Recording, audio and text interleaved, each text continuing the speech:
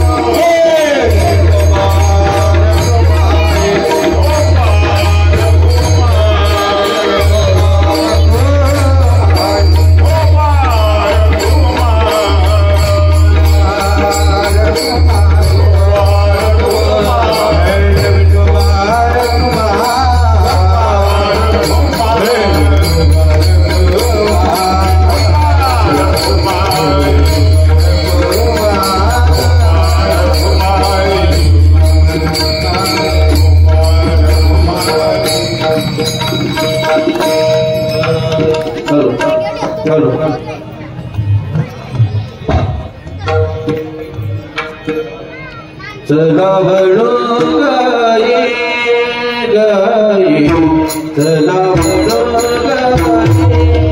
गाये गाये, चला बड़ो गाये बड़ो गाये, चला बड़ो गाये गाये, चला बड़ो गाये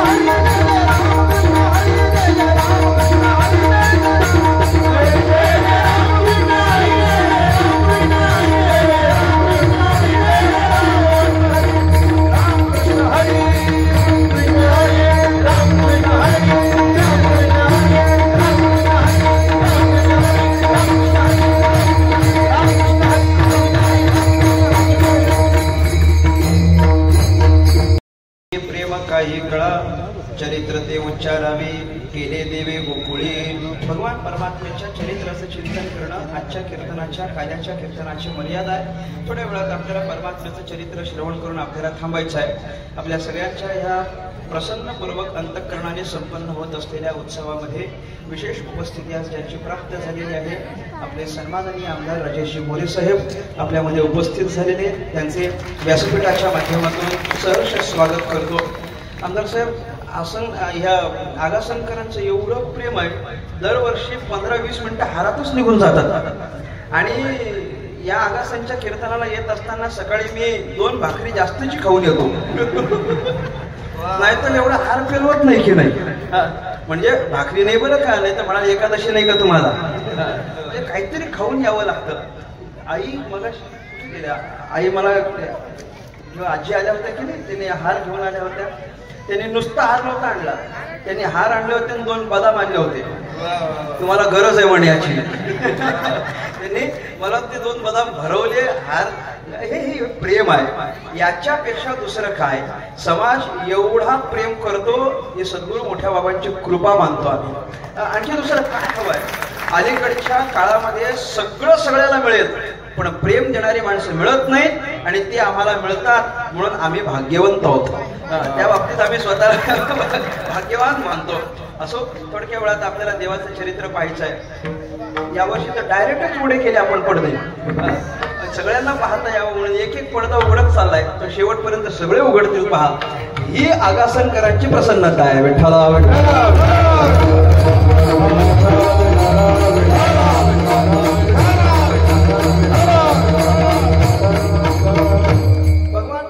अत्यंत अगम्य चरित्र आहे. त्या चरित्राचं श्रवण करायचं म्हटलं आणि चरित्र सांगायचं म्हटलं तरी आपली वाणी अपुरी पडते.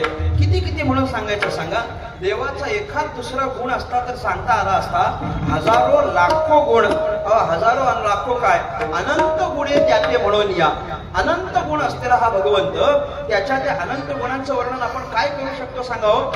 त्याचं चिंतन करत असताना पुष्पदंतांनी असं त्याचं चिंतन केलेलं आहे. ते म्हणतात, असितगिरी समंस्यात कच्चलाम सिंधू पात्रे. चाल भूषणीच्या ओळखीची असावी कदाचित. असितगिरी समंस्यात कच्चलाम सिंधू पात्रे. सुरतरोवर शाखा लेखणी पत्र पूर्वी लिखित यदि गृहीत्वा शारदा सर्वकाले तदपि तव गुणानां ईश पारमदयाली. फक्त शुभमंगल बोलू नका, ते यातलं नाही. असितगिरी समंस्यात कच्चलाम सिंधू पात्रे. सुरतरोवर शाखा लेखणी पुत्र मुर्वी. समस्त पृथ्वीचा कागद केला, समस्त समुद्राची शाई केली, कल्पतरूची लेखणी केली आणि स्वतः शारदा माता जरी सर्व काळ लिहायला बसल्या तरी ज्याचे गुण संपत नाही असा भगवंत आहे. विठ्ठला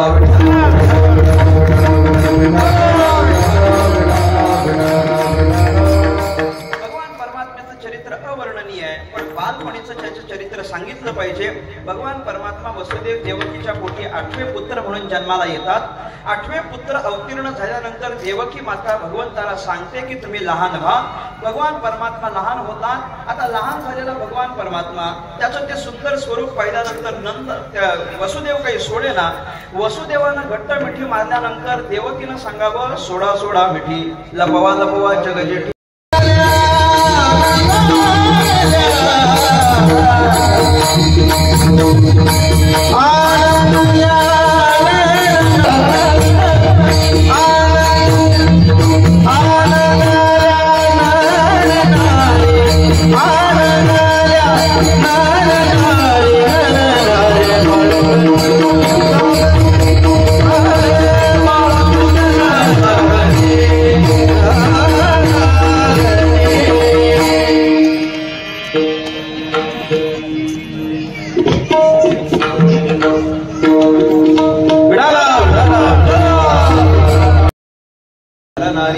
सगळ्या गोकुळातल्या लोकांनी आनंद केला, कारण कृष्ण परमात्मा जन्माला आला.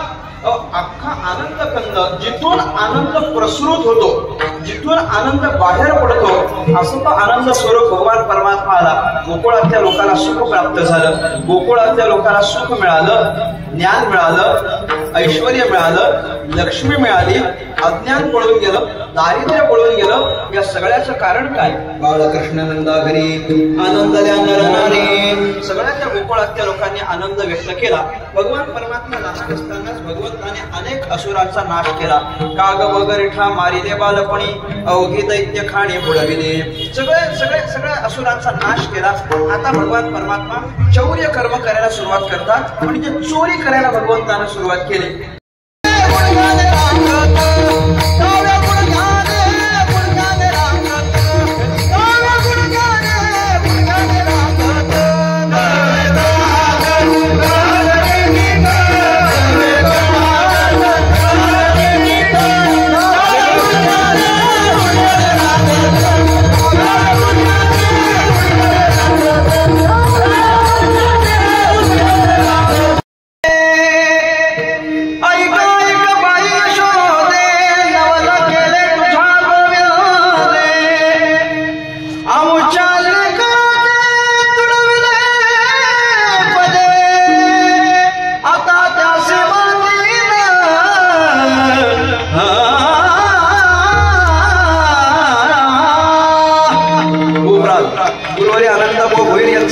अत्यंत आवडीचा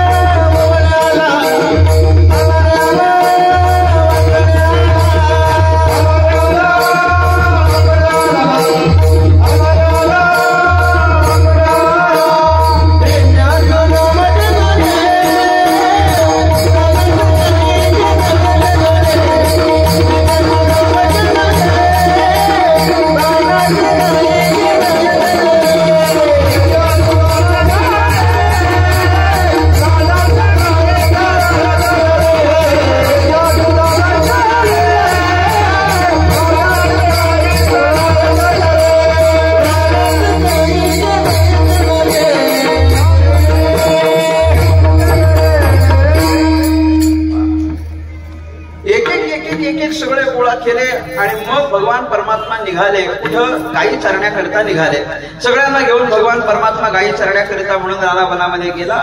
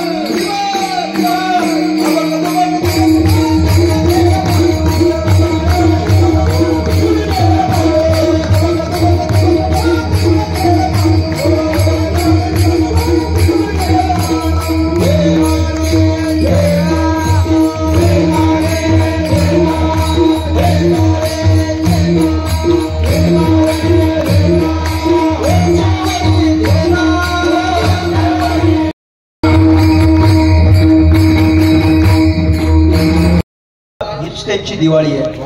किती सुंदर आहे मला सांगावं. असे मला फार आनंद होतो की जेव्हा साहेब मी माझ्या उजव्या बाजूला सगळी ही तरुण मंडळी उभी आहे आणि तरुणांनीच संप्रदायामध्ये भक्तीच्या प्रांगणात आलं पाहिजे. मी तरुणांना नेहमी एक विनंती करत असतो, कुठला पण पंथ स्वीकार, आपण भक्ती करा. भक्तीचा अध्यात्माचा बेस असला पाहिजे. काही तुम्हाला जे आवडेल ते. मी वारकरी आहे, बाबांचा पायिक आहे म्हणून मी हेच सांगेन की तुम्ही वारकरी व्हा, पण तुम्हाला जे पसंत असेल तो भक्ती मार्ग निवडा, भक्तिपंथ निवडा. पण लवकरात लवकर वैष्णव व्हा, लवकरात लवकर भक्त व्हा, लवकरात लवकर आपण भक्त असल्याची लोकांना प्रचिती येऊ द्या ना. आपण भक्त असल्याचं लोकांना दाखवलं पाहिजे. मी मगाशी पण म्हणून आलो, आम्ही सगळे जवळजवळ 99% माझ्या शरीरावर हाच पोशाख असतो. धोतर आणि शर्ट हाच पोशाख असतो, नेहमी हाच पोशाख. आणि हा पोशाख घालायला अजिबात लाज वाटत नाही का? त्याच्यामध्ये कधी कधी तरुण मंडळी धोतर घालायला थोडी काचरतात. सुंदर म्हणजे सुंदर दिसतं. एवढा चांगला ड्रेस आहे तुम्हाला सांगतो साहेब, काय पण असतं तरी ट्रॅफिक हवालदार आम्हाला अडवत नाही, त्याच्यावर अजिबात अडवत नाही. आणि अडवत नाही. आणि तुम्हाला पुढचं सांगू का, आम्हाला एका ठिकाणी अडवलं नाही, टोल आहे हो. कोणतरी म्हटलं टोल नाही, टोल आहे. आता आमदार साहेबांनी बघायचं आमचा टोल ठेवायचं की काढायचं. तेवढंच आम्ही सोडवणूक करून घेतो. वर्षाकाठी मी 55,000चा टोल भरतो. एकादशीला माफ होतं, पण माझं वैयक्तिक सांगतो, मडवी साहेबांनी लगेच सांगून दिलं, पहा एकादशीला माफ केलं म्हणून. आणि प्रत्येक एकादशी म्हणजे आषाढी कार्तिकी एकादशीला शासनाकडून ते माफ असतं. परंतु मी म्हणून आलो, वारकऱ्याचा पोशाख फार चांगला आहे. मला एकदा इगतपुरीच्या तिथं अडवल्यानंतर ते म्हटलं मीच ड्रायव्हिंग करत होतो आणि दुर्दैवानं तेव्हा माझ्याकडे लायसन नव्हतं बरं का, माझी चूक होती ती. मी त्यांना म्हटलं नाहीये, काढायला दिलाय, लर्निंग आहे आता, चालेल का? ते म्हटलं लर्निंग इथं हायवेला चालत नाही, इथं एखादा चांगला बाजूला असावा लागतो आणि तो पण बाजूच्या रस्त्याला. मी म्हटलं जाऊ द्या ना, आता सोडा ना. ते म्हटलं सोडून जमणार नाही, 10,000ची पावती फाडा. मी म्हटलं 10,000 आता नाही येतो. नाही असं कसं, तुम्ही महाराज आहेत. मी म्हटलं मी महाराज असलो तरी सध्या कीर्तनावरून नाही आलो. म्हटलं द्यायला काही नाही बाबा, कुठं तुला 10,000ची पावती फाडू म्हटलं मी. म्हटलं नाही तुम्हाला द्यावी लागेल. मी म्हटलं थांब बाबा जरा 1-2 फोन फिरू दे, मग म्हटलं करू आपण. घोटीतल्या माझ्या स्नेही माणसाला फोन केला. तो म्हटलं कोण माणूस आहे, त्याचं नाव काय, नाव सांगितलं. त्याला फोन द्या, फोन दिला. काय त्यांचं संभाषण झालं ते नंतर मला म्हटले महाराज आधीच सांगायचं ना, तुम्ही त्यांचे आहात. त्याला म्हटलं काय नाही महाराज तुम्ही जा, फक्त एक काम करा, काय तुम्ही जाताना तेवढं कार्ड देऊन जा तुमचं. म्हटलं कशाला, आमच्या गावात सप्ताह आहे. म्हटलं सप्त्याची तारीख द्या फक्त, मग तेव्हा मानणार. म्हटलं मागत नाही, टेन्शन घेऊ नका म्हटलं. वारकऱ्याचा पोशाख चांगला पोशाख आहे. मी कशा करता बोलत होतो, हा पोशाख धारण करावा. मी अत्यंत आदरानं बोलतो, अलीकडचा काळ आपलं हिंदुत्व अबाधित ठेवण्याकरिता अत्यंत महत्वाचा आहे. आणि म्हणून प्रत्येक जो हिंदू मनुष्य आहे, प्रत्येक जो हिंदू तरुण आहे, त्यानं आपल्या डोक्यावर शेंडी ठेवायला आणि कपाळावर गंध लावायला लाजू नये. एवढीच वाक्य घरी घेऊन जा. कोणतं पण लावा, कोणतं पण, असं काहीच आग्रह नाही. तुम्ही बुक्का लावा, तुम्ही काय भंडारा लावा, गुलाल लावा, कुंकू लावा, नुसताच गंध लावा, उभा लावा, आडवा लावा, पण लावा.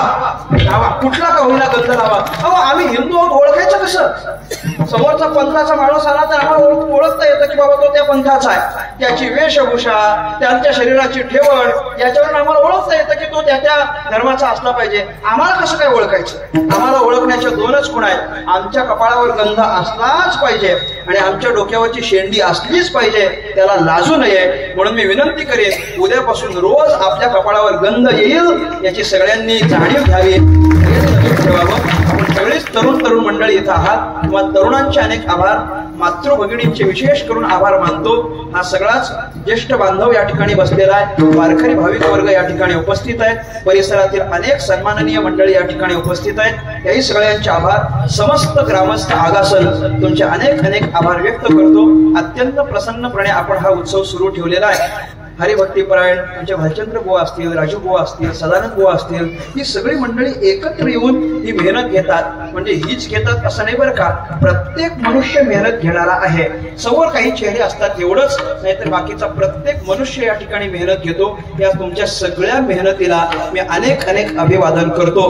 हा सगळा टाळकरी वर्ग पहा, गायक वृंद पहा, आपल्या सप्ताहाला पुष्टी देणार आहे सगळं। आज मला आनंद आहे, या काल्याच्या कीर्तनाकरिता आपल्या परिसरातलं सगळं राजकीय वैभव बसलं जाईल।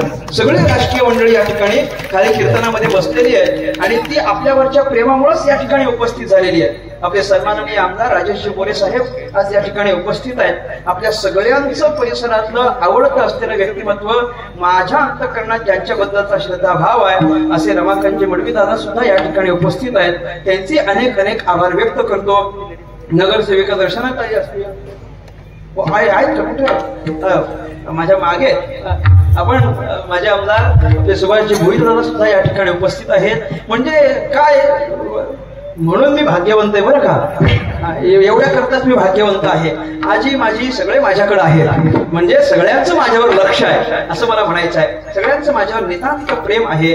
आपल्या या प्रेमामुळं एक चांगली वाटचाल सुरू आहे। तुम्हाला खरं सांगतो, आज बाहेर कुठे जर गेलो ना तर माझे फोटो बघून ते बाकीचे लोक आम्हाला लगेच समजून घेतात आणि ते म्हणतात नाही नाही तुम्ही मोठे आहात, ते म्हणतात नाही नाही तुमची वाटचाल चांगली चालू आहे। मी म्हटलं वाटचाल चांगली चालू आहे याला कारण फक्त एकच आहे की ज्या पद्धतीनं सद्गुरू मोठ्या बाबांनी कार्य केलं होतं तशाच पद्धतीनं आम्ही कार्य करण्याचा प्रयत्न करतो। आपण सगळीच मंडळी उपस्थित झाला, तुम्हा सगळ्यांचे अनेक आभार व्यक्त करतो। परिसरातल्या प्रत्येक गावातून 5-5, 10 मंडळी इथं आहेत बरं का। सगळ्या गावांची नावं सांगता येणार नाही, पण आपण सगळीच जण आगासनकरांच्या आमंत्रणाला हो देऊन आलात त्याबद्दल आपले आभार व्यक्त करतो। मृदंगाची साथ देणारे नितेशजी असतील, विशाल दादा असतील, तुमचे गायक हरिभक्तीप्राण भूषण महाराज आहेत, शुभमजी आहेत, कालपर्यंत मकरंद महाराज होते, हे सगळ्यांचे आभार व्यक्त करतो। आज वैभव महाराज ठाकरे या ठिकाणी उपस्थित झाले। मला कीर्तन चालू असताना मध्येच एक वाक्य आठवलं, काय माहितीये, आजच्या कीर्तनाला मुरबाडचे 2 रत्न उपस्थित आहेत, एक गायला उभा आहे आणि एक वाजवायला बसले। वैभव महाराज ठाकरे आणि आमचे भूषणजी देशमुख हे मुरबाडचे असलेले 2 रत्न आहेत, गायक आणि वादनाच्या बाबतीत ते दोघे या ठिकाणी उपस्थित आहेत। ही सगळीच मंडळी आपली उपस्थित राहिली। शरदजी बुवा निळजेकर या ठिकाणी उपस्थित आहेत। तुम्हा सगळ्यांचे अनेक आभार व्यक्त करून माझ्या वाणीला पूर्णविराम जाता तुम्हा सगळ्यांना गुरुस्मरणाचं निमंत्रण देतो। दिनांक 19 जानेवारी 2025 म्हणजे पुढच्या रविवारी श्री क्षेत्र पिंपळेश्वर महादेव मंदिर या ठिकाणी सद्गुरू श्री वामन बाबा, सावळाराव बाबा महाराज, वसुदेव बाबा महाराज, राजाराव बाबा महाराज, उसाटणेकर बाबा महाराज या सगळ्या आपल्या गुरुवर्यांचा स्मरण सोहळा म्हणून गुरुस्मरण सोहळा आपण आयोजित केलेला आहे। तद्निमित्तानं हरिपाठ, रामकृष्ण हरीचा नामजप, कीर्तनाचा कार्यक्रम होईल। आपण त्या सगळ्या कार्यक्रमाकरिता उपस्थित राहा। विशेष 4 ते 6 हा जो हरिपाठ होणार आहे त्या हरिपाठाकरिता मला आगासन मधल्या जास्तीत जास्त महिला दिसाव्यात। राजबुवा त्याची लगेचच मान हलवली बघा, लगेचच नाही, ही सगळीच मंडळी आपण जास्तीत जास्त संख्येने उपस्थित राहा। भरपूर सारा तरुण वर्ग सुद्धा मला दिसावा अशी माझी सगळ्या तरुणांकडून अपेक्षा आहे। तुम्ही येणार असाल तर जरा हो म्हणा बरं। बस येतील सगळे मंडळी आपण या। टाळकरी जास्तीत जास्त उपस्थित राहा। संध्याकाळी 6 ते 8 या वेळात हरी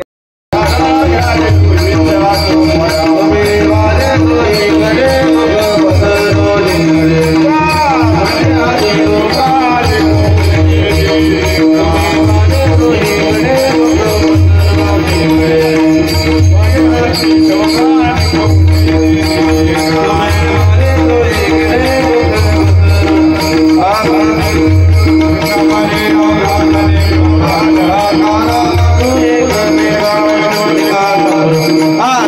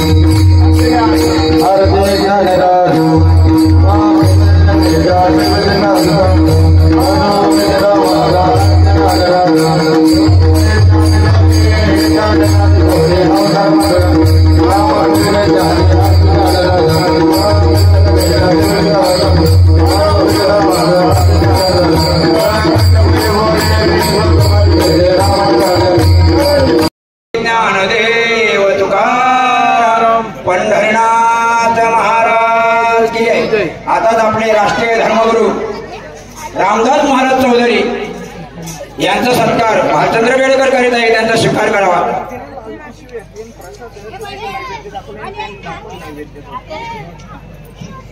आमच्या कार्यक्रमाला ज्यांनी शोभा आणलेले आहे असे नवनिर्वाचित आमदार सन्माननीय राजेश मोरे साहेब आल्याबद्दल आकाशात ग्रामस्थांकडून तुमचे सहर्ष स्वागत आहे. महाराज तुम्हाला सांगतो तुमच्यामुळे आम्हाला हे सर्व घडतं. कोणातरी मोठ्यांची संगत करावा. संगत बडो की करणार बढत बढत जाय. संत कबीर सांगतात मोठ्याची संगत केली का वाढत जातो. हा सोहळा तसा वाढत गेलेला आहे महाराज. आणि सन्माननीय राजेश मोरे साहेब यांचा सत्कार राजेश मुंडे करीत आहेत. साहेब उठा. आमदार राजेश मोरे साहेब. सन्माननीय रमाकांत मडवी साहेब यांचाही सत्कार राजेश मुंडे करतील. उपमहापौर सन्माननीय राजेश मोरे साहेब यांचा सत्कार राजेश मुंडे करतील. सन्माननीय माजी आमदार सुभाष भोये साहेब यांचा सत्कार भालचंद्र बेडेकर करीत आहेत. त्यांनी त्यांचा स्वीकार करावा.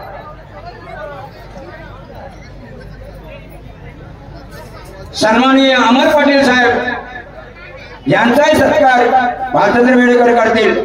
त्यांनी त्यांचा स्वीकार करावा. अमर पाटील साहेब उठा. सन्माननीय नगरसेवक दीपक जाधव साहेब यांचा सत्कार दशरथ बेडेकर करतील.